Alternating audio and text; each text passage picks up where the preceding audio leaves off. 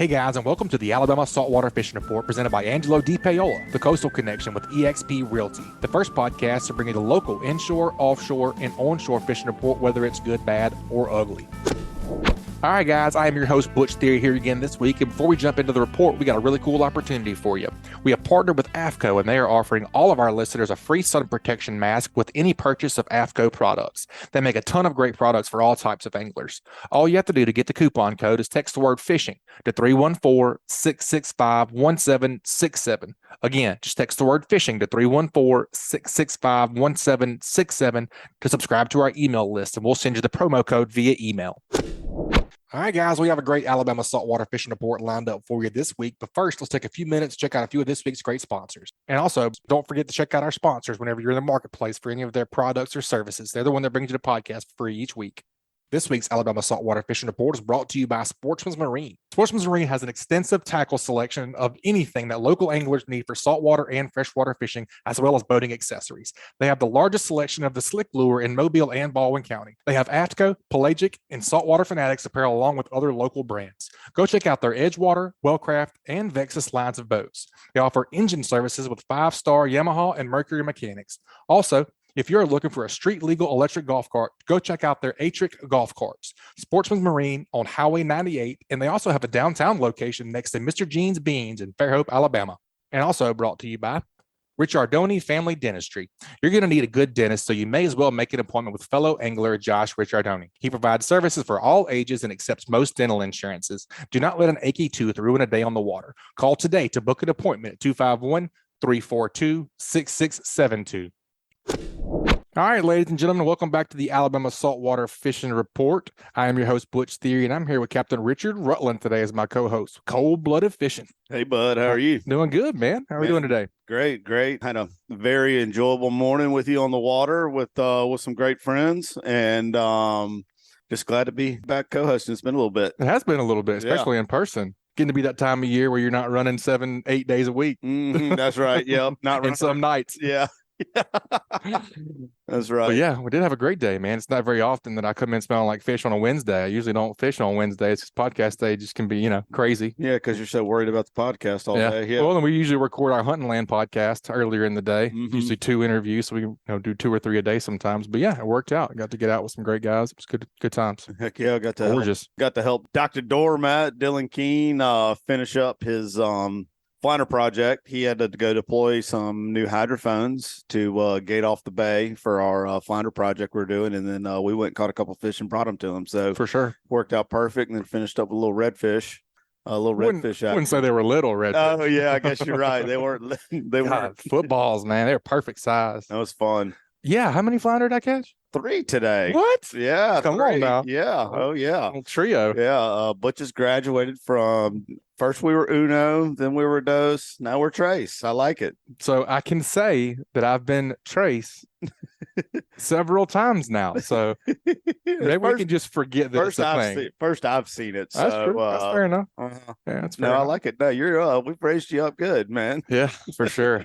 Well, man, we're gonna have a great report lined up for you guys this week. We're gonna talk to Bearded Brad. He's gonna let us know what's going on the beach. We got Captain Bobby. Looking forward to his inshore report. Be cool to see what he's been seeing. And Captain Delynn Sigler. We're gonna go offshore and get his report too. So we have some good stuff today. Man, what a beautiful day. What a beautiful stretch of weather we've had. It's been great.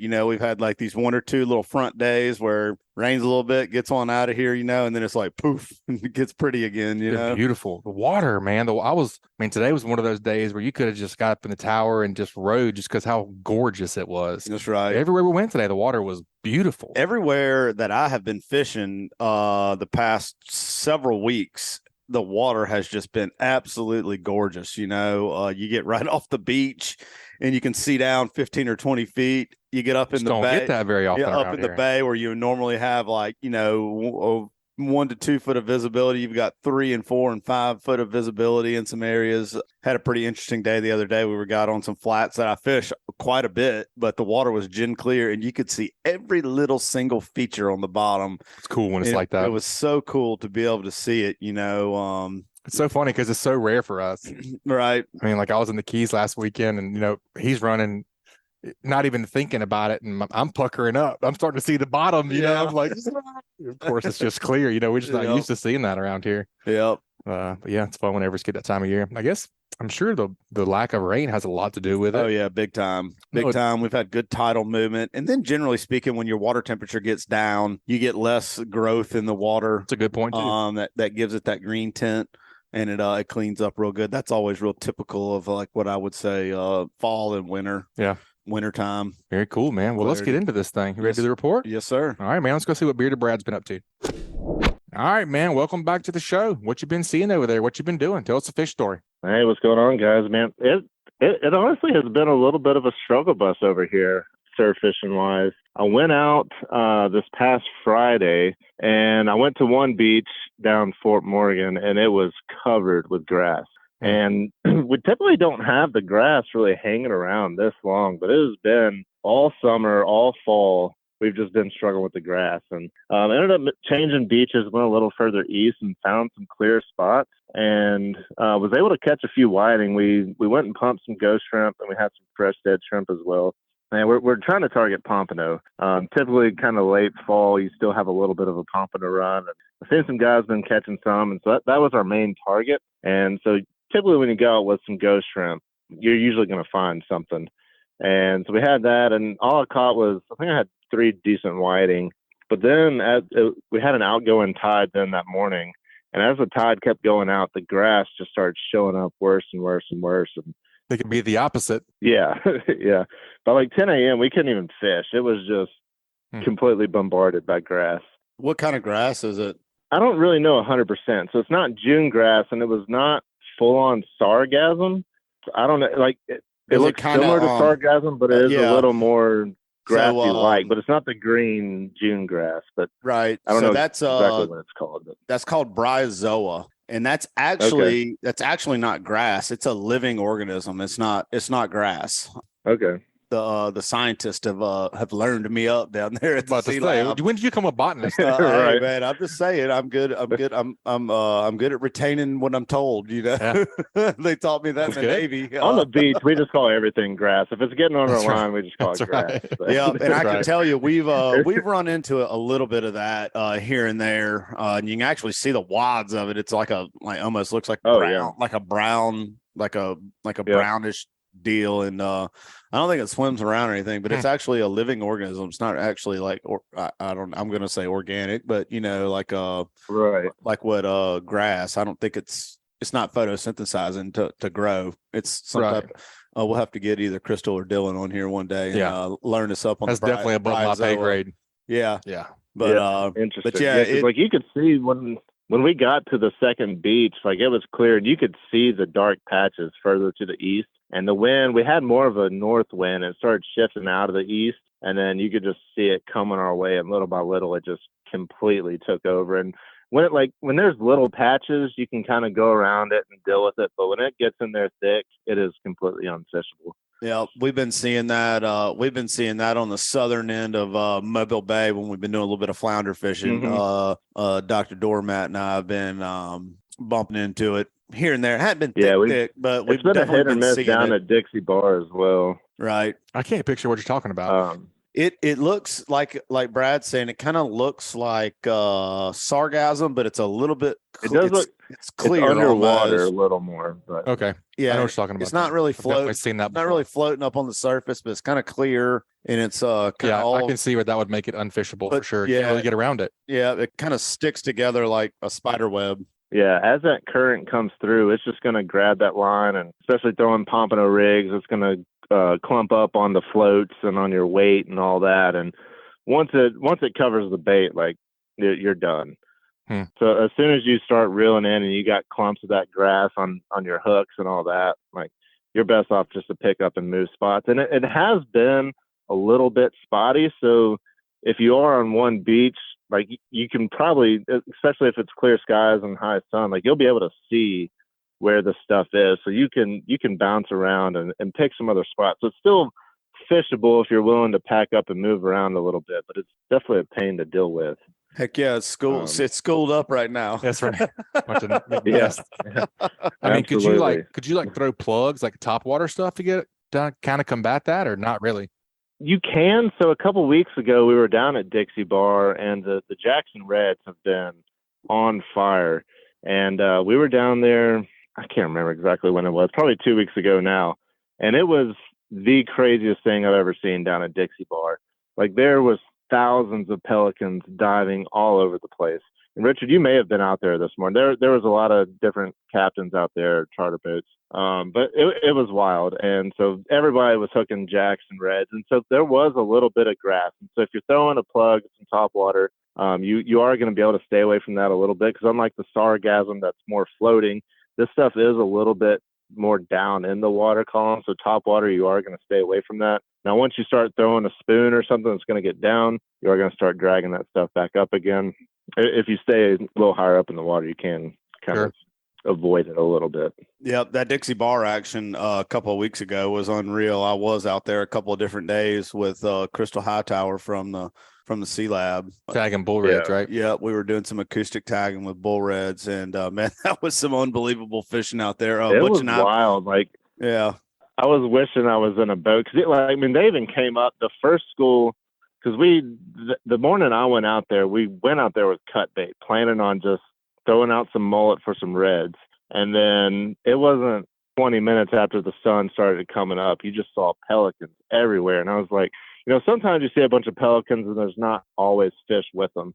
Mm-hmm. So I was like, there may not be anything there. Usually, like seagulls, there's a lot of times there's fish with them. Sometimes pelicans, you don't know for sure. And then Jack started blowing up like feet off the beach. Like, I'm surprised they weren't beaching themselves. They were blowing up, and there was a ton of men. And it was crazy. Like, everybody was getting hooked up, and we had like 5 or 6 people off the beach all hooked up at one time. That's epic. It was pretty crazy. I call that the Dixie Bar Shuffle. That was like 2 weeks ago. Yeah, that's the Dixie Bar Shuffle, man. You're like going over and under each other and trying to figure out whose lines crossed on whose and all that. That's some fun. I know. At one point, we're wrapped like 3 times, and you're like going in and out, and it gets wild. But that's what makes it exciting. Absolutely, man. Well, as far as like the whiting goes, what were you guys having success with that? Yeah, so I was catching, this was last Friday, I was catching the whiting. All of those were caught on ghost shrimp. So I was actually just throwing a pompano rig. A lot of times when I target whiting, I'll just use like a single drop, 10-pound fluorocarbon, like a little size 4 circle hook with just a bead and a little piece of fresh dead shrimp. That's typically how I target whiting. But all these were actually further out, and they were just on pompano rigs with some ghost shrimp. And nothing crazy to the size. I mean, they were all keepers. I kept them all. They were probably 10 to 12 inches maybe. Nothing crazy, but enough to take home and have some lunch. But that'll stink a skillet. Oh, yeah. Absolutely. Then after that grass moved in, we had to pack it up and call it a day. But I went back out on Monday, so I guess a couple of days ago, and went back to the same beach. And it was the same thing. Got there, everything was clear. And I had ghost shrimp and fresh dead shrimp as well. And didn't get any white. I caught a couple like little hardtails, but then I did have a whiting setup, the same little 10-pound fluoro setup, and got smoked by a pompano and caught one nice pompano. Nice. It was, I didn't measure him, but he was probably 16 inches or so, which is a good size for this time of year. Heck yeah. Haven't had pompano in a while, so we kept that one and had some baked pompano for lunch. But that sounds delicious. After that, it did yeah, absolutely. It's hard to beat some pompano. What's your best way to prepare that? You said you bake it whole. How you do that? No, so I don't bake them whole. I'm crazy, but I'm not crazy about picking the meat off the bones and all that. So I did fillet it. I left skin on. A lot of times when I clean pompano, I do leave the skin on because it is so thin. Sometimes it can be difficult to get the meat off of it without leaving skin or taking too much meat, all that. So I usually just cook it with the skin on. And so I just baked it and just put a little bit like a light seasoning, some salt, pepper, garlic, and then ate it that way. And that was delicious. Yum. Cooked some ling last night. But that was so good. I would say that's definitely better than pompano. I caught my first keeper one this year off those ships out there, and that stuff is delicious. Oh yeah, it is. It's the first time I ever ate it too. But so a lot of people said I was crazy, but so this was the first one I caught. But I thought the meat was extremely similar to wahoo. People told me I was like crazy, but it's super white. It's maybe doesn't have like the fatty rings or whatever like a wahoo does, but I ate some of that cobia. I ate sashimi. I ate it raw, and it was good. Oh yeah, it's fine, especially if you bleed it and treat it right. Yep. Yeah. So Brad, talking about the pompano, how far into the fall will they bite, kind of moving in here towards the end of November and the first part of December, or are you guys going to be able to target those and see them on the beaches? So we're definitely getting into the point that they're going to be few and far between, but we can catch pompano year round here. We will catch them pretty much every month of the year, but it's all going to depend on the water temps. The water temps are still fairly warm, so they should still be around for a little while. But once we get a big cold front, it's pretty much going to die off, and that's when surf fishing can get pretty difficult. And you still have some good days of whiting once we have all those cold fronts. But then throughout the winter, we're really focusing on black drum because that's what comes a little more predominant throughout the winter months. And that's a little more of a waiting game. You just got to sit out there. And it's nice because you don't have the hardtails and the crabs and all these different bait stealers out there picking off your baits. You can actually let a bait soak without having to reel it in every 10 minutes and changing baits. But when you're targeting black drum, you can sit there for 5 hours before you get a bite. But usually when you get one, they are schooling through, and so you might get a few all at once. But if you're trying to target pompano throughout the month, you're basically going to target them all the same. I like to throw ghost shrimp or fresh dead shrimp will work as well throughout the winter. And again, looking for the warmer days with the white water temps is typically what seems to be best for the pompano. Man, I can remember, it's been a couple of years ago, but I can remember talking to the beach bum, and we were talking about like Christmas pompano, like Whackin'em. Right. Mm-hmm. So I guess it could happen. The same thing happened last year. So it was probably like mid-November, late November, it died off and we weren't catching anything. The beach was pretty much dead. And then I went to Nashville for Christmas, and it was right before I left. Everybody just started whacking pompano. And the whole time I was gone, they were just killing them. People were limiting out on pompano around Christmas. And I was up in Nashville, freezing my butt off. I'm like, come on, guys. But isn't that the way it always works? I mean, you can definitely catch them. Yeah, you can definitely catch them year round. And I don't know, because I don't guess the water temp doesn't just shoot up to the right temp in the middle of the winter. So I don't know what causes one day or 1 week to be so much better than another. Yeah. I haven't studied it that deep, but it is interesting how sometimes it'll be dead for a month and then all of a sudden you just have a week and it's just crazy and then it's dead again for 2 months. I would assume that has everything to do with water temperature, because I know just like speckled trout fishing in the winter and clarity, I would have to assume too. Clarity. Speckled trout fishing in the wintertime, they're very fickle fish where they'll move up on the flats and then go into a deep hole, or vice versa. And that's what we see is on warm-up periods. Yeah. You'll see them come up out of the deeper water onto the flats. It's easier for all of the fish to feed in shallower water because there's less water column. There's less water for them to try to feed. They can either pin something on the bottom or get on the surface. Yeah. A lot less room for the prey to run away. Correct. And it's got to be the same thought process with pomps as well. That the shallower water, they can definitely feed a little bit better. And, they're cold-blooded animals. So the water temperature coming up is going to bring their body temperature up. It's going to make them feed more. It's going to make their metabolism come up and want and need to feed. So that's what that's just what I would assume from that. Man, I'll start calling you Dr. Dick. You've been super scientific today. I know, man. You folks knows everything. You folks are getting educated today.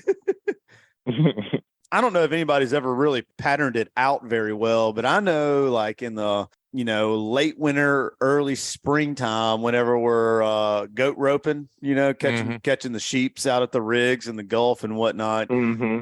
The best days I've ever had on pompano have been those days, free line and shrimp, in, anywhere from 30 to 50 foot of water almost, catching pompano that way. Oh yeah. So, like I said, I don't know that too many people have even been able to pattern the pompano because there's so much other stuff. I don't know that there's ever been any sort of study or anything like that nobody's ever. I don't think anybody's ever tagged pompano, but it would be interesting because there's a lot of people that debate on what pompano really do, whether they're migratory or actually kind of hang around a little more. Yeah. And I mean, I've heard of people catching them inshore in Perdido Bay in February off of this one dock, and so I don't know. Yeah, they may just go off to those near shore wrecks and kind of go a little deeper like you're talking about. Who knows? Who knows, man? Well, no telling. It's shaping up to be a nice fall. Richard and I were talking about the beautiful water clarity around. What are you looking for like this weekend coming up? What are you gonna try and hone in and off the beach, or what you got going on? Oh man, I don't know. Like, so the water, I went this morning and the water was crystal clear. The water is beautiful. But again, it's been a struggle off the beach. So I'm probably going to go back out and I'm going to hit the beach again and try to see if I can get after some of these fall pompano. We'll see how it goes. I mean, they should be around. So I caught one a couple of days ago. Should just be in there this time of year, right time, right place, right bait, because the water temp is right. And so conditions are good for it. So I'll probably tackle that and see how it goes. So just stick to the tactics that it sounds like. Make sure you have the ultimate bait, which sounds like ghost shrimp or fresh dead shrimp this time of year, and just stick it out. Is that what you're saying? Yeah, that's pretty much my plan. I like it, man. That's a great plan. Yeah, it's a great report, man. We appreciate you being on and sharing your wisdom with our listeners. If folks want to follow you on all all the medias, and I know you do a lot of YouTube stuff. I definitely want to check out. I hope you made a video of the Dixie Bar Shuffle a couple of weeks ago. That sounds fun. Yeah. I got that video is already up on YouTube, so you can check it out there. Bearded Brad. Awesome, man. Awesome. Bearded Brad. We'll check you out, dude. We appreciate the report, man. We look forward to talking with you next time. All right. Thanks for having me, guys. All right, folks. It's always good to hear from old Bearded Brad. You guys take a quick break and check out a few of this week's sponsors. That segment was brought to you by CCA Alabama, a great way to support conservation projects like the Claude Petite Flounder and Speckled Trout Hatchery in the University of South Alabama Cobia Tagging Project is through the purchase of a distinctive CCA Alabama saltwater fishing license plate. You guys head over to Alabama Department of Revenue's distinctive license plate page at revenue.gov to get yours. And also brought to you by Photonus Defense. Photonus Defense is proud to offer the PD Pro line of night vision systems. The PD Pro series is the world's smallest and lightest night vision goggles built around the Photonus 16mm filmless 4G image intensifier tubes in their hybrid filmless 18mm image intensifier tubes. These ultra-light, ultra-compact night vision systems deliver cleanest images, best resolution, smallest, most transparent halo, and best overall performance and function of any night vision system available. The PDR Pro line consists of the PD Pro M 16mm monocular, the PD Pro B 16mm binocular, and the PD Pro Q panoramic night vision system. Photonus Defense, masters of darkness. Well, Butch, let's go check out an inshore report. Like we need any more inshore knowledge on this show with me and you sitting here together. But let's see what Positive Pat at Ugly Fishing's doing today. How you doing, bud? Doing well, man. Out here actually fishing at the moment, just checking out some other waters that I didn't get a chance to look at today. Heck yeah, you sound like me. Just every time you get done with a trip, you want to go back out and do some more homework or figure out what you messed up or something like that. And I think that's something that's good for all as a inshore guide, to definitely not lose the fire in our souls about going fishing. Get out there I love fishing by myself. Go out there and collect my thoughts and just chunk and wine, man, and let it happen. Mm-hmm. I think that's good for the soul.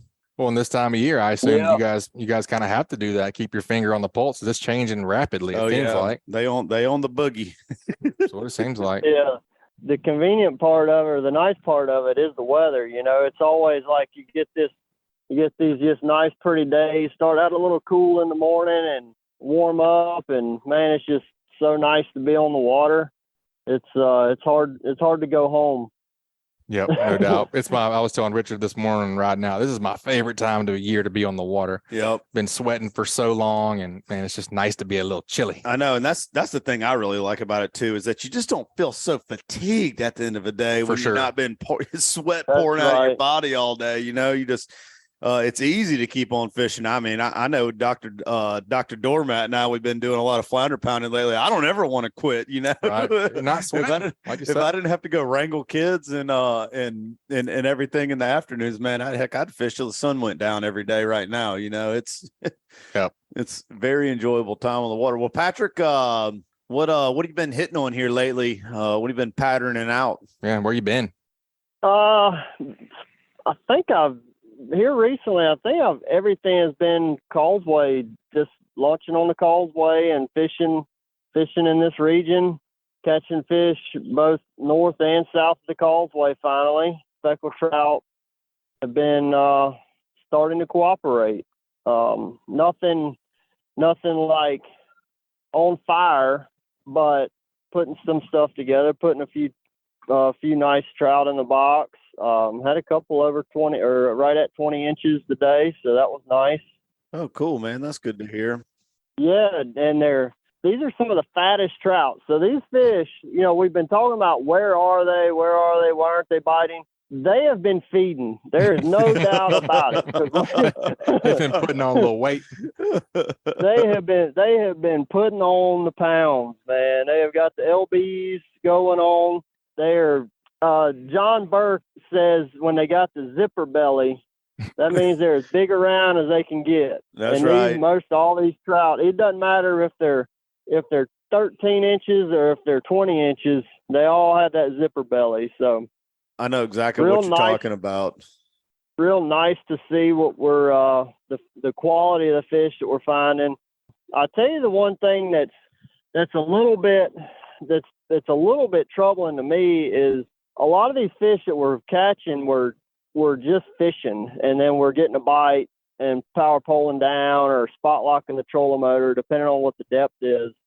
And once you catch one, there's several more in that area. And the reason I say it's a little troubling is because there's not a lot of like visual clues to say, hey, you know how they are when they start putting slicks up. Like Richard said, they're waving at you saying, hey, here we are, we're over here. We're not getting a lot of those like super neon sign clues out there. So the downside is you're having to fish to find them, but when you do find a bite or two, there's quite a few around. In the shallower water. It's funny you said that about the sign this morning. Whenever you and I were looking for redfish, I said, I don't see no billboards. Yeah, they weren't, exactly right. They weren't giving themselves away. So it's funny you say it that way. Yeah. And so the shallow water stuff earlier has been, or I guess earlier this week, seemed like they were more cooperative on like the voodoos and swim baits and stuff like that, just the plastic. And then as we've gone a little further into the week, they've gone to more of a live shrimp kind of game, fishing a little bit slower. But once you got a bite, like I said, if you got a bite and you can stop your drift and just fish an area out kind of slow, you were able to get able to put a few more fish in the boat. So that's been the speckled trout game, shallow water. We're finding a few in some river channels. We can see some of those fish on the fish finder, side vision and down vision. You can see some of these fish, and a lot of white trout are mixed in with the specks, or maybe it's more of the specks being mixed in with the white trout. Been a bunch of those for sure. Yeah, it's a lot of little ones too. Like 8-inch little, 6-inch and 8-inch little white trout. They'll sit there and peck your grub to death. So better if you're gonna go out there with some little slicks like we've been jigging with, better take you a pocket full, because those little white trout are just tearing that thing up. It looks like it's running through a meat grinder, and you look back, you're like, man, I just took that lure off. It's all tore up, and I caught like 3 fish on it. So the white trout are definitely chewing us up pretty good. And well, it's really good to hear that some of that's kind of coming together, because I mean, I don't know what your thoughts on it, but I feel like for a typical fall pattern, given the conditions we've had, the water temperature, all that thing, all those things considered, I feel like we're like a month. The fish are like a month behind where they should be. Just going off of history, what we've done in the past. And here we are, the very first part of November, and we're just now starting to see some of that activity like you're talking about above and below the causeway. That's usually like early October, mid-October kind of stuff to me. Definitely. Be cool. Be cool to go back and listen to shows this time last year and, a couple weeks ago to see what the pattern was. Oh, I'm pretty sure I can tell you there was a lot of speckled trout to be caught south of the causeway in October the last couple years, and it's been a pretty vicious yo-yo in the speckled trout world for sure. Like one day you're like, all right, I'm a hero. The next day you're like, oh, I'm a zero. Yeah. Go back to the drawing board. Got to go back to school, Yeah. It's the name of the game, it sounds like. Yeah. The other species, with some shrimp, we're catching some sheephead, occasional redfish. I haven't really just landed on many just like solid redfish bites lately, and putting in a little bit of effort for it. So I don't really have anything of any clues or tips on putting more of those guys in the boat right now. And then as far as also fishing with some shrimp, you're running across some puppy drum and actually a big flush of freshwater catfish kind of mixed in with some of these specks and white trout. So you can if you're keeping fish, man, you can go home with a very unique box of fish. Yep, you got my ears perked up at freshwater catfish. That's one of my favorite things to eat. So good. And, yeah, I always say, man, I wish I was better at catching them or figuring them out, because, man, that's some tasty stuff, especially some of those Delta cats. Yep, are very tasty. Oh, yeah. Jokers down there eating all them shrimps and stuff, man. Oh, yeah. Living the high life. that's right. We talked about redfish a little bit up there. Anything in particular on those guys, or just kind of the usual incidentals on the bottom? Yeah, for me, the redfish bite has been a little bit more on the incidental side of things, and a lot of them were showing up where we were flounder fishing before the closure. We were catching some reds mixed in with the where we were flounder fishing. Man, I tell you what, it's pretty crazy. They were the flounder game was real strong up until a couple of days ago, and it really tapered off to where it's just maybe one per day or two per day, something like that. So I guess those babies are moving south. Yep, Dr. Dormat and I we've been pounding the flounders pretty hot and heavy the past 3 weeks, and we definitely noticed a little bit of a fall off too. We're trying to get our last couple of acoustic tags out this week, and man, it came down to some just grinding days, man. And heck, it's weird too. I don't really think about flounder being like an early morning, late afternoon, any kind of time of day issue with them, but it seemed like for a couple of days we couldn't get a bite past like 11, 12 o'clock in the day. It was like we were just spinning our wheels all day, basically. They finally cooperated for us yesterday pretty good, but of course we're being picky too about where we're trying to put those tags out. We're trying to get them out in the tidal river so that we can see them leave, and then the acoustic gate. Yep, and then hopefully come back to the river. So after they go offshore and spawn and come back, we've seen them come back to the same rivers, and we want to see that as well. So, but it definitely got tough on us as well the past, like you said, past couple of days. We did real well on them this morning. Butch and I went with Jim Icing and Bill Faulkner down to out of Bayou Battery and did real well on flounders down there this morning. There's still plenty of fish around, even though they're closed. Yeah, I mean, we had closed for the season 12 by 9 a.m. Yeah, by about 9 o'clock. Yeah. Oh man, that's solid right there. Well, it was funny because Richard said yesterday that the Goblin, we were using Slick Juniors. The Goblin was a ticket, like the darker bait was the ticket yesterday. Yep. And I had on the Ozark Shiner Slick Junior this morning, and I didn't even get a rub. Me either. And Jim had on, I think he had on the P-Mint, and started catching several nice ones. And I was like, give me one of them pink ones.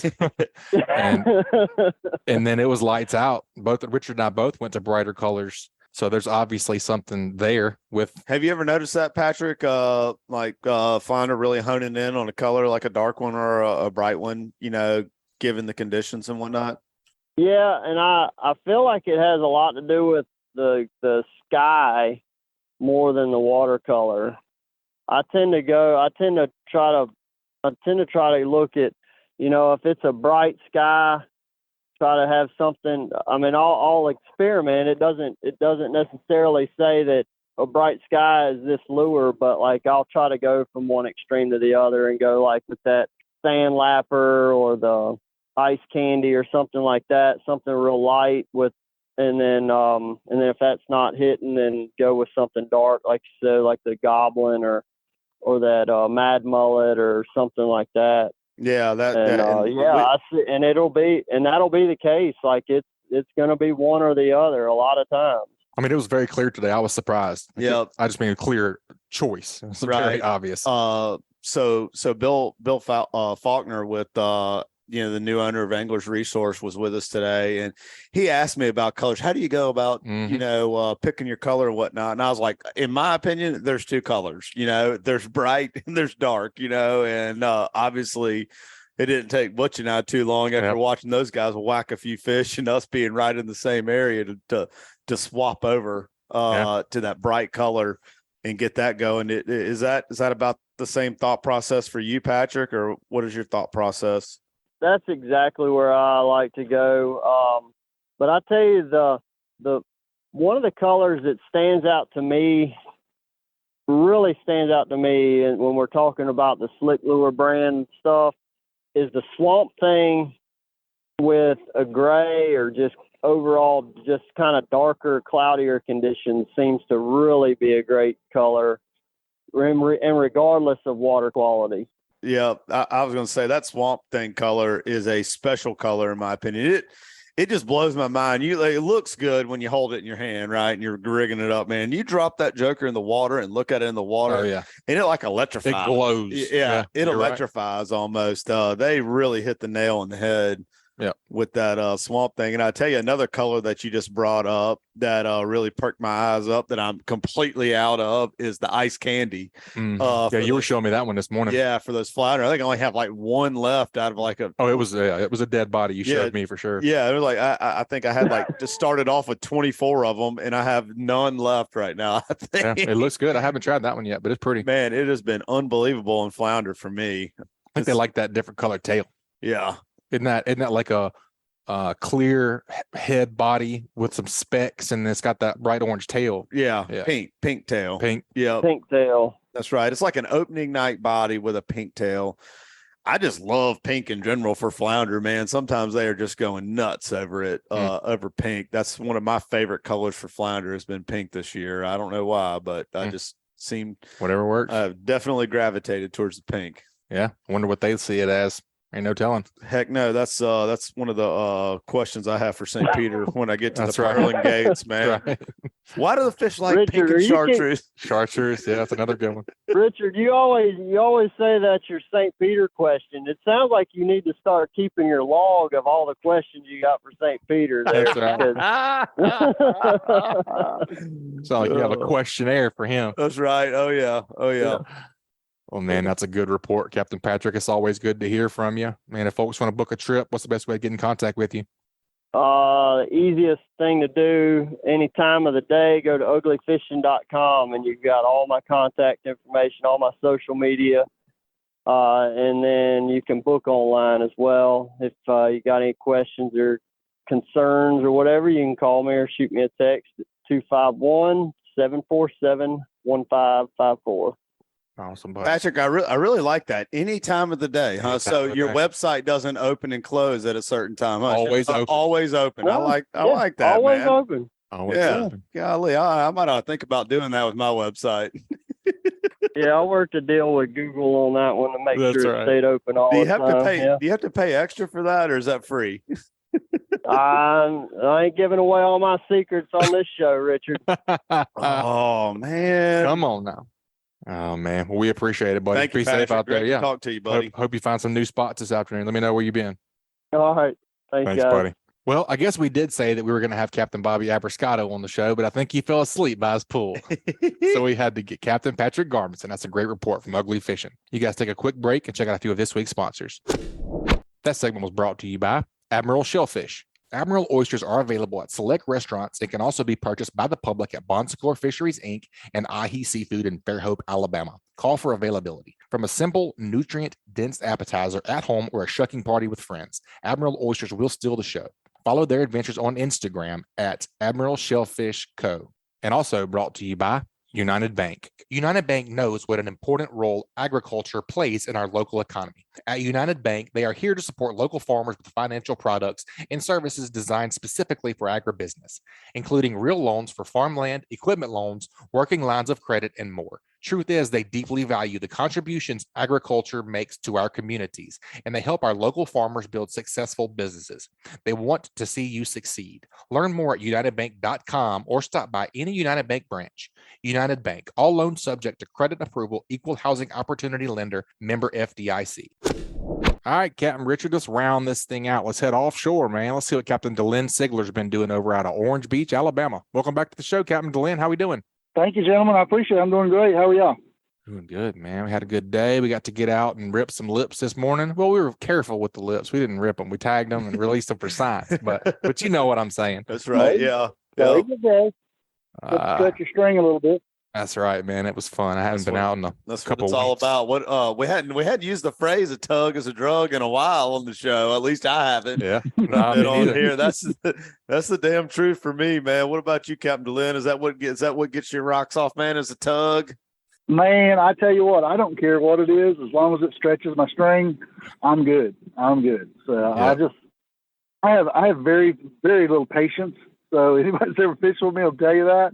I'm like, if they're biting, let's catch them. If not, I want to go somewhere where they're biting. So I like whatever pulls my string. Oh yeah, that's me too. I call it being an ADD fisherman, you know. Yep.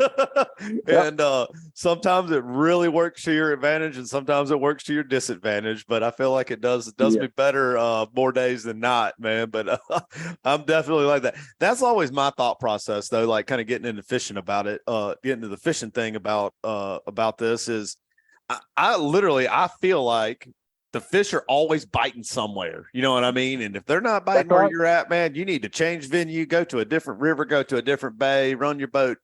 You know, some days I feel like they don't, inshore speaking wise, they're not going to bite till I burn 20 gallons of fuel. You know what I mean? And it's just sometimes you gotta make big moves. Oh yeah, it'll be that way sometimes. And man, most of the time it pays off more times than not. You know what I mean? You get into a little area, you know, and make kind of a funky area. Something might be a little just off. Yeah, make you a couple of good pass through an area. You don't do anything, freaking pick up and freaking keep on stick and move, you know? Yep. Especially this time of year. I'm so bad. Like I'm like, drop right here. And I'll be holding the boat and I'll turn around and look and somebody's fumbling around with a Coke or whatever and going to get a bait. I'm like, no, you just wait. You know, we may not be here long enough for that. So if they're not biting, we're going to be reeling up before you ever get to the bottom. So yeah, I'm pretty bad myself. Well, sweet. Well, you sent Butch some real nice pics from one of your recent trips, either earlier this week or last week. What you guys been targeting and how you been catching them? Well, you know, we went Friday before that front hit, and it was early in the week. They were talking like it was going to hit later that night, so it was going to be beautiful Friday. And then when I got up, actually Thursday night, I looked at it and it looked like the front was pushing a little quicker than they thought. And I got up that morning, Friday morning, I'm like, by 1 o'clock, it's going to be blowing, boys. So we need to get on out there and get them and get back. So we didn't leave as early as we should have. We left about 7:15, 7:30, but bait fishing was good. Fishing was excellent. Our first stop, we caught 10 amberjacks, threw 2 back, kept 8, 120 foot of water on pinfish. I mean, just fast as you could run it. I mean, they were on fire. Wow. Big public wreck, you know, everybody in the world knows about it. And we just pulled up there like it had never been fished. They were just on fire. So then we pushed out a little bit deeper water, and almacos, all you want to catch almacos. You go out there to that 200 plus foot of water, all the almacos on natural bottom you can stand to catch. They're not giants, but they're, 7, 8, 10 pounders with a few 12, 15 pounders thrown in. But, they're great eating, and you can put them in a box. Yep, excellent. And then we caught our limited snappers. We had 16 snappers, and most of those were 12, 14 pounders. And we stayed a little bit longer than we should have. We caught 1 gag and 1 scamp. We tried that for about an hour and a half when we should have been going home. And about 1 o'clock, it started blowing. So we had an hour and a half ride home. It was pretty rough. Well, speaking of having a rough ride home, I'm pretty sure I saw that you're running a new boat these days. What are you fishing out of now? We were fishing out of a 40-foot Invincible Cat, which is a great platform. I mean, there's so many good features about that boat. It rides good. It's a little bit wet, but when you get there, it just sits like you're fishing on a barge. It holds up amazing, super, super steady in the water. It doesn't rock. No need for a seakeeper on an Invincible Cat, I can tell you that. It's as smooth as any boat's got a seakeeper.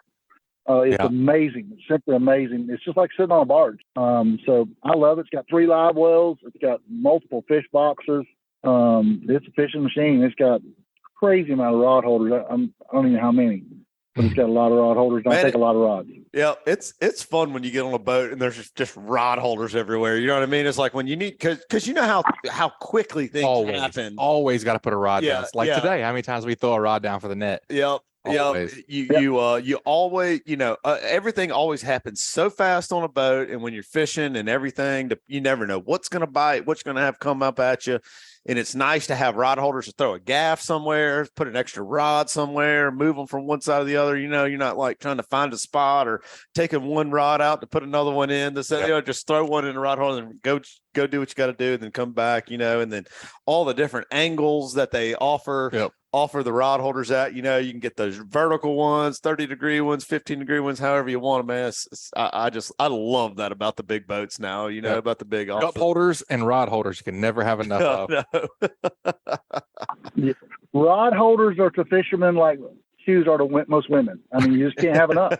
That's right. And in this boat, I'd be scared to say how many it's got, but it's got to have at least, I don't know, 35 rod holders maybe. Oh, yeah, okay. They're everywhere. Oh man, it's got a bunch. It's got rod.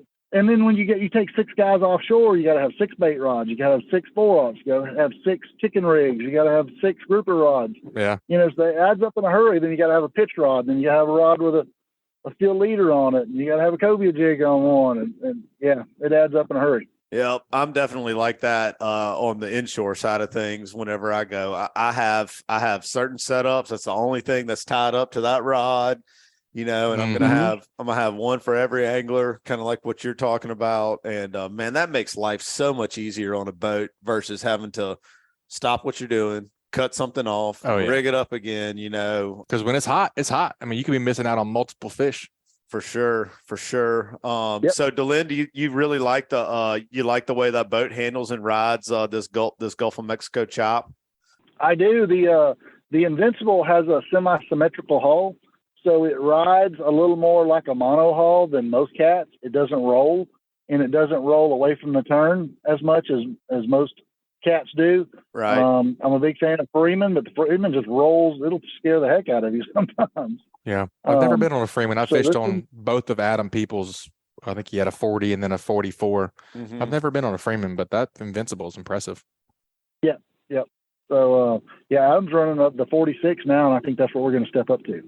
Wow. Oh, cool. What is that one you have run now? What does it cruise at? And you said it got a little rough on the way home. I'm curious to see what rough was to you and what you ran at. Yeah, we like to cruise like 47 on that boat as well. I like to cruise, but like on the way home, we started out about 47, but before we got back to the pass, we were down to like 33, 34, which is still pretty good, but we were side seeing them, and it was a solid 4-foot seas, but we were side seeing them. So that makes all the difference. Yeah. Definitely. So, it'll run. It's a pretty nice boat. That's cool, man. The just the whole offshore center console game has gotten insane. It's such a game changer these days. How many things you can go do in one day? Mm-hmm. You know what I mean? Like, because you can just if you're not worried about how much fuel you're burning, you can get to point A to point B in a hurry. Yeah. And go bill fishing in the morning, and then start maybe make a drop for a swordfish, and then hit grouper spots on your way home, and then do this and do that. I mean, you can do so many things in one and be day. home by 2 p.m. Yeah, that's what's so neat about it. Is just the huge platform, the speed, versatility. Speed and efficiency. Definitely changed the game. How much fuel does that one hold, Captain Delynn? This one has a small tank. This is the older boat, it's a 2019, so it only holds 650 gallons, and I think the new ones hold 800 or 850, something like that. So, which is 650 is not small. Yeah, that's a lot of money to put fuel in, but we don't burn that much fuel. But if you think back about, in the day, I was just going to say, if you think about how crazy that is, the Escape holds like 1,000 or 1,100 pounds. It's a 65 by 20. Yeah, you know what I mean? That's pretty wild to think about. Yeah. Golly. Yep. But back in the day, I told everybody my average trips were 30 to 50 miles out. Well, those days are gone. My average trips now are 40 to 90 miles out. Right. And so, like you said, used to, you went to the promised land, you went 75 miles out. Well, you were there. I mean, you're committed. Oh, By yeah. the time you got there, you only had a little while to get it done. And if the current was bad or the water was bad, you just had a really bad day. Well, now if I run 60 miles, like, oh, the water's bad, let's run another 30 miles. It's not even a big deal. You know? Yeah. Right. Yeah. Like, Yeah. we'll 15 be minutes. there in 35 minutes. Yeah. That is crazy, man. So now it just opens up the whole world to me. I can go wherever I want, whenever I want. Man, that's really cool. That's really cool. Well, they closed Amberjack, right? November 1. So those guys are out. Amberjack's gone. So. No sense in harping on those. I saw some nice grouper. You guys got natural bottom. Any particular tricks on those?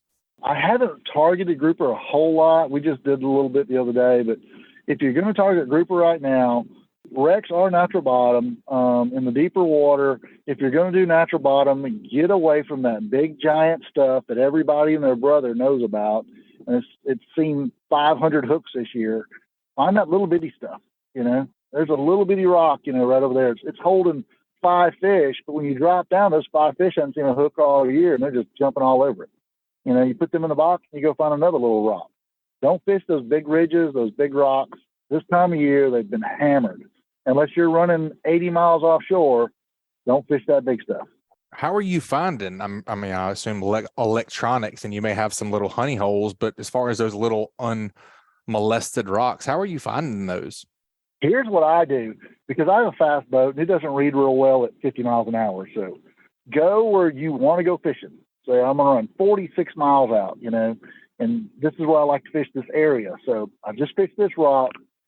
Slow down. Don't run, because you're going to go 4 miles to your other one. Don't run 50 miles an hour. Slow down to 18. Put your wahoo lures out, whatever. The fastest you can go and still read the bottom. And just watch your bottom machine. That's the best holes you'll ever find in your life. And most times, the best hole you fish that day is the one you found. And the reason you found it is because it was stacked up with fish. You ran over it, and it blows up with fish, and it sticks out like a sore thumb, where most days you would have just not even noticed it. And you spin around on it, and it's just hubbed up with fish, and you just bail them. Now, you might go back there next week and not be a fish on it, but today it was. Yeah, I like that. I like that thought process a lot, and that's something that I like to do when I go offshore. Is kind of in between spots, you're making a 2 or 3 mile jump, something like that. I do exactly what you said. I'll put the wahoo lures out, especially this time of year, and just sit there and hit the man overboard button. You know what I mean? As you're easing along, and then come back either next trip or later that day and try them out. And those are 100% the best spots you find are the ones that when you slow down a little bit and start looking for that kind of stuff. Because in this day and age, everybody's got the Seymour map, everybody's got the Garmin chip, everybody's got all these different locating tools. All these different mapping, these bathymetric mapping systems on their boats. Like you said, just skip over the big stuff, you know what I mean, and find that little stuff, the little humps. And and same thing goes for even just running out. I know it's different, and I think it's I don't know what you came up fishing on, but growing up on the Lady Ann, 10 or 12 knots. That's what you were running out at. And you ran over a bunch of stuff. And I took my dad this year on my blackjack a couple of times, and he drove some and I drove some, and he was driving me nuts when he was driving, because he would be driving in between spots at 15 mile an hour. I'm like, put the hammer down this sucker. Let's get there. He's like, you young bucks need to slow down a little bit. I was talking to a captain buddy of mine just last week, and he says, we're regressing. We started out with the only way we ever got anything was build it or run over it. Mm-hmm. And then all these chips come out, and we threw all that to the wind, and man, we're just running hard as we can get there to get to these big rocks and fishing stuff. And then now they're kind of getting wiped out. And, this year, last year, the year before, I've kind of regressing, going back to, hey, let's slow down and find the ones that nobody knows about. And that's what I've been doing. Yep. I'll never forget. I can't remember if it was last year or the year before last. Captain King, that runs the Lady Ann now, was catching some really nice wahoo, like right past the ships, 12, 15 miles off of Dauphin Island. And it was just eating me alive seeing these pictures and everything. And I was like, man, I'm going out there one afternoon. I'm gonna go pull lures all afternoons. Me and Triple C got on the boat and pulled wahoo lures at like 14, 16 knots. And I sat there. I think I found like 14 spots. Yep. Just run over a lot of going fish. nice and slow, and it's unbelievable. And they ended up being some great numbers. I have no idea what any of them are. Probably just chicken coops, folks are putting out and whatnot, but very relatively low pressure on all of them. To the best I could see. It's just amazing when you slow down a little bit. What you can find. Yep. I don't know why I don't do that more often because it's very productive. Because we're always in a hurry. Oh yeah, got to get in, got to get out. Need to throw these cell phones down there for reefs. Pretty much to slow down some, huh? Yep. I know some of the best spots I found over the years is because it was 4-foot seas and it forced me to slow down, and you couldn't run faster. I'd have ran right by them and never found them. So, in fact, I've got one called the 6 spot where we had to slow down for somebody to throw up because it was so rough, and ran over it and it was loaded with fish. The 6 spot, I like it, man. That's a good one. That's good. I always enjoy when you find a new spot. What the name of it ends up being. One of my best, like real close snapper numbers off of Dauphin Island. It's only about like 12 miles off the beach, and it's been a fantastic number. I was on spring break with my son, running him and his buddy around catching fish, and we ran over a spot, and there's he was eating a bag of Fritos, right? So what I named the spot, the Fritos. It's just funny. It's funny how and like all my friends who fish with me that know, we going to Fritos today, Yep. That is funny. Same thing with hunting spots, that's the broken tailgate stand, That's right. My wife's name is Connie Joe, and she has so many spots named after her. It's just crazy. The Connie Joe spot, Connie Joe's grouper, Connie Joe's big snappers, and she just gets a kick out of that. So every time she's on the boat, I name the spot after her. That's awesome, man. I like it. Well, you mentioned bait. You said that the amberjack were crushing the pinfish. Did you guys have to sabiki any up? Anything changed there? Last time we talked, you were kind of starting, I believe, in about 40 foot of water, 30 foot of water on sand, and just finding those bait clouds on your machine and catching them up. Anything changed there? Well, we set our pinfish traps. So we had one well, had about 75 pinfish in it. And then, we went out there and started about 35, 40 feet of water and started catching cigar minnows and different things. And we tried to go out and catch some herrings. We just didn't find any. So we had pinfish, cigar minnows, a few goggle eyes, and things like that. So just the normal old baits, a bunch of cigar minnows. Tell me about these goggle eyes. I keep hearing folks talk about goggle eyes. I've never seen a goggle eye, I think, in person. And then the folks who I know who do catch them, it seems like it's almost a real specific thing, either structure or water depth or something they're looking for. Do you have any kind of trick or any kind of rhyme or reason to what you're doing with those? Because like I said, I don't even think I've ever put my eyeballs on one.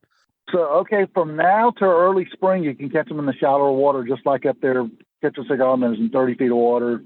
Even I've caught them in 15, 20 feet of water. So they're generally pretty small if you catch them inshore, but not always. But like I said, from now until early spring through February, you can catch them inshore. But you catch the bigger ones offshore, deeper stuff, 100, 200, 300, whatever. They're just out there and you find them on sand bottom, you find them on rock. Sometimes you do, sometimes you don't. So I don't like to go 30 miles offshore looking for bait, because if you get out there and you don't find them, then you're done. So I'd rather spend the time here getting them and then go out there, hope you find some more. Yep, no doubt. They look kind of like a cigar minnow. They just got a bigger eye on them. That's right. Yeah. Are you just using standard sabiki rig for those when you're getting that deeper water, just put more weight on, get down to where they're at? Yep. They'll bite the smaller sabikis better, but the bigger ones will hold them on a little better. So it's kind of a catch-22, Right. Yep. You're reeling them up. You get more bites, but you lose a lot more. Right. Yeah. You're reeling them up from 100 foot deep. Yeah. That's got a little bigger hook, get a little bit more meat on the bone. Yep. With that hook, probably does work better. Yep. Well, Captain Delynn, that's a great report, man. We always enjoy hearing from you. We appreciate you sharing your knowledge with our listeners. It's always a good report, man. We look forward to hearing from you next time. Thank you for being on. Well, thank you, guys. I really appreciate y'all having me on. You guys take a quick break and check out a few of this week's sponsors. That segment was brought to you by L&M Marine. L&M Marine has something for everyone from small hunting boats, pontoon boats, to bigger bay boats and offshore hybrids. L&M Marine LLC prides itself on its customer service and knows how important it is to have someone you can trust and to be taken care of. They are locally owned and regularly support the community. L&M Marine provides superior customer service and has an entire team that consists of professional sales members, finance experts, service technicians, and a knowledgeable parts and accessory staff to support you. Go visit their friendly, reliable, and experienced staff, now located only 6 miles north of I-10 at 34600 Highway 59 in Stapleton, Alabama, or give them a call at 251-937-1380. And also brought to you by Foster Contracting, Fortified Roofing Pros. The recent thunderstorms that have been producing wind and hail in the area may have damaged your home's roof. The certified roofing pros at Foster Contracting offer free roof inspections, and if your roof has received damage, most homeowners will have little or no cost out of pocket when going through your insurance. If you're looking for quality construction with a dependable, licensed, and certified fortified roofing professional, give the Fortified Roofing Pros a call at 251-973-9999. They're a family-owned business that is big enough to get the job done, but small enough to care. Remember to support the local businesses that make your local podcast possible, and check them out at fortifiedroofingpros.com. All right, Cap, we got to do what did you learn before we get out of here today? What did you pick up from today's show? I really enjoyed talking with Captain Patric as always.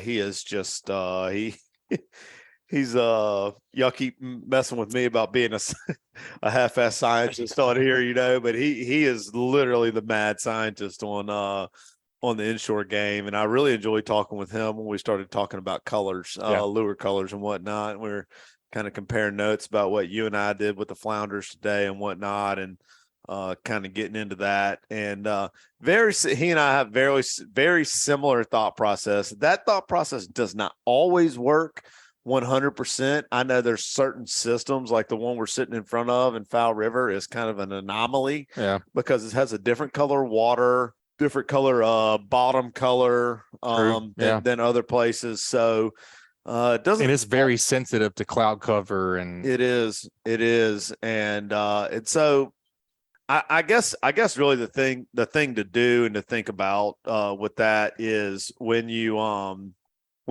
out and about, if you do feel like there's some fish around, but maybe you're not having as much success, go complete opposite. Don't throw like if we're talking about slick lure colors, don't throw a cool beans and then throw a dirty ice and then throw like a croaker, like go the opposite direction, throw the goblin or the mad mullet. Make the ones you're throwing stark differences. Is that what you mean? Yeah. Like go to one extreme, big spectrum, one extreme or the other. Yeah, like I was kind of telling Patrick while we were talking, I feel like there's two colors, you know what I mean? There's dark and there's light, or dark and bright, whatever you want to call it. Yeah. Dark and bright.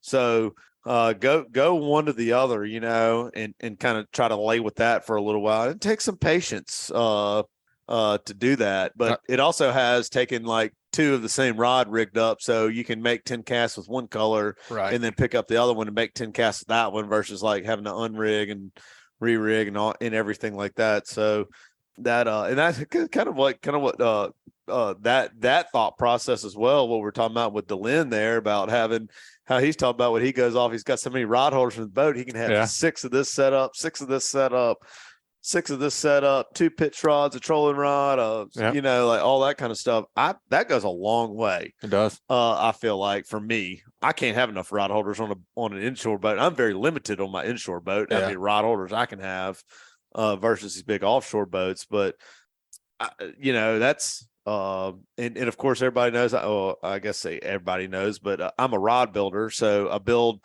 all my rods for certain applications and whatnot. And that's when it's just so easy when you go out there, you got everything rigged up on the rod you want it on for that application. You got 4 popping cork rods, you got 4 slick lure rods, you got kind of that deal. Jigging rods, and the whole 9 yards, so that really makes life easy for sure. What did you learn? Well, to dive in on that a little more, like today, the reason that we figured that out was you and I were dark, and Bill and Jim had on brighter colors. So That's right. change it up. I mean, especially if you have 4 people on the boat. Yeah. Even if you have 2, you don't really know what they're keying in on. You throw something dark and I'll throw something bright. Right. So, I mean, that's why we figured that out today. Yeah. And I do that all the time when I'm on charters, especially when I'm throwing artificial lures. I kind of will just tile on like 2 bright colors, 2 dark colors, and I hand the rods out, and I think that's something you probably just do subconsciously. Well, yeah. Oh, yeah. I mean, it's almost second nature, and then see what starts to work. If everybody's getting bid on, pearl and chartreuse or pearl and pink, go that way, and not. I was shocked at how. I mean, it made the difference. Oh yeah, I bet we didn't make 10 casts with the when you and I made lure changes from the dark colors to the light colors. We didn't make 10 casts, and both of us caught a fish. Agreed. Yeah, we felt like we were getting our butts kicked. Yeah. And what did I say to Bill? Something about I never gave flounder this much credit. I thought you just had to drag some stinky plastic on the bottom. Right. Yep. They do care about colors. Apparently, they do, and I know they do. But I was just kind of like, I'm just a chunking and winding. You know what I mean? That's what was tied on. That's what I kept going with. So, what'd you learn? I really liked. It's later in the year. I mean, even snapper fishing, but grouper fishing, keying in on what Delynn was saying about going slow. Obviously, that was we talked about that for a long time and how that's just totally different than it used to be. But it doesn't have to be. I mean, you can find a spot any day you want. You just got to go slow enough for your transducer to read it. So that also came back to mind to me. But one thing that I took from him was talking about finding those smaller rocks. If you go to a location that holds fish, you're kind of drifting those natural bottoms or whatever. Look for those smaller, unmolested rocks. Kind of find a little hidey hole. Yep. Why wouldn't that? I mean, that makes a lot of sense. Oh, yeah, there may not be 50 grouper on it, but there's going to be 5 hungry ones, and then just kind of bounce on to the next one. Right. And man, that makes so much sense. It's just like I said, something about throwing our cell phones in the water to make reefs. Like this day and age, everything moves so fast. That's what I'm saying. And that's in a hurry all the time. And we're always in a hurry. And it really takes, I feel like, slowing down sometimes to find some new stuff offshore. Optimize your time. Heck, and to me, it's almost worth burning a tank of fuel to ride around slow all day. Yeah. To find some quality numbers, to find stuff because it's out there. And this will be a good time of year to do it. Yeah. Go slow, put out some Wahoo trollers. I mean, Skipper caught on the escape, they caught an 85 pounder. A Wahoo 20 miles out on Halloween day. That's Halloween. Wahoo Halloween, man. So, I like it. Just put out some plugs and chug around. Do zigzags in the reef zone. I mean, you can catch something. If I had any days off, I'd invite you to go do that here. Right. Maybe we can do it at night. Yeah. Burning the candle at both ends. That's right. Yeah. Well, Butch, I really enjoyed coming here and enjoyed fishing with you this morning, and then coming here and co-hosting with you at your beautiful house here on East Fowl River, guys. If y'all don't know, Butch, she has a terrible life over here, and look at all this beautiful water every day. I just saw bald eagle fly by a little while ago. Squirrels running around the porch. I'm watching speckled trout go nuts on these mullet right here. Oh, there ain't no fishing here. Come on now. Snakes and alligators. I was embellishing a little bit right there, but I enjoyed it too, man. Thanks for joining me today. Yes, sir. Thank you for having me. It was a very, very enjoyable day. All right, guys, that wraps up another great segment. Let's take a quick break. Check out a few of this week's sponsors. That segment was brought to you by Sam's Stop and Shop. Sam's Stop and Shop is your one-stop shop located at 27122 Canal Road in Orange Beach. Sam's has a little bit of everything, including a deli, inshore, offshore, and surf fishing tackle. They also have bait, clothing, groceries, name brand sunglasses, and so much more. Sam's also has tackle experts and podcast contributors Chris Becce and Dusty Hayes on hand to answer any questions you may have about any type of local fishing, and can also repair your rods and reels if necessary. Stop by and shop or call them at 251-981-4245 today. All right, folks, that's going to wrap it up this week. You guys, please make sure and subscribe, rate, and review wherever you listen to podcasts. And don't forget to text the word fishing to 314-665-1767 to get that free AFCO sun protection mask promo code, and also to be added to our email list. And we'll send you the new show each week. You guys keep whacking them. Be safe out there. This week's Alabama Saltwater Fishing Report brought to you by me, Angelo DiPaola, The Coastal Connection. Find us online at thecoastalconnection.com. And also brought to you by National Land Realty. If you're in the market to sell your land, check out the fastest growing, most innovative land brokerage in the country at nationalland.com. And also by Fish Bites. Whether you are hitting the sand with set rigs using the traditional scent strips for pompano or fishing the flats or marshes for speckled trout, redfish, and flounder, Fish Bites has something for you. Fish Bites baits and lures are made with pride in the Sunshine State of the USA. Check out the full line of scented saltwater and freshwater baits at fishbites.com. And also by MB Ranch King. MB Ranch King hunting blinds and feeders are built to last, right here in the USA. They offer high-quality, easy-to-use corn and protein feeders that can be filled with both feet on the ground. Call Kevin today for more info or a quote at 205-807-2937. MB Ranch King, built in the pursuit of perfection. And also brought to you by Bucks Island. They have new pontoon boats, bass boats, bow riders, and aluminum boats for sale. They provide boat service on all kinds of boats, even if they weren't purchased from Bucks. Visit them at 4500 Highway 77 in Southside, Alabama. And also brought to you by Dixie Supply and Baker Metalworks are proud to be your metal roofing headquarters for over 40 years. Save time and money by buying from the most reliable manufacturer on the Gulf Coast. Buy it today, pick it up today. With the addition of their new store in Cantonment, Florida, they now have 8 locations to serve you. Dixie Supply and Baker Metalworks, your metal roofing headquarters. And also by Mallard Bay Outdoors.